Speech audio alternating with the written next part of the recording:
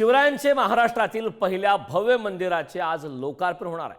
छत्रपती शिवाजी महाराज यांचे विचार, धोरण, पराक्रम आणि दैदिप्यमान इतिहास जगासमोर मांडण्यासाठी भिवंडीमधील मराठे पाडा येथे छत्रपती शिवाजी महाराज यांचं भव्य मंदिर उभारण्यात आलंय।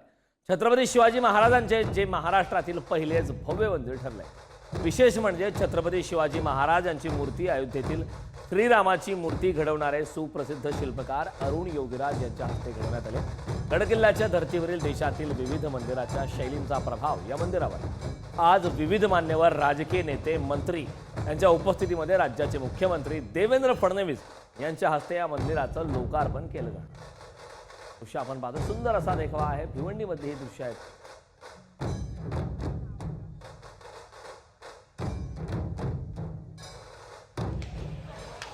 स्वराज्याचे संस्थापक छत्रपती शिवाजी महाराजांसाठी किंवा त्यांच्या नावानं तयार केलेले स्पिरिच्युअल सेंटर, अध्यात्म केंद्र पुढच्या भावी पिढ्यांना त्यांच्या कार्याची प्रेरणा मिळावी यासाठी निर्माण केले गेलेलं आहे।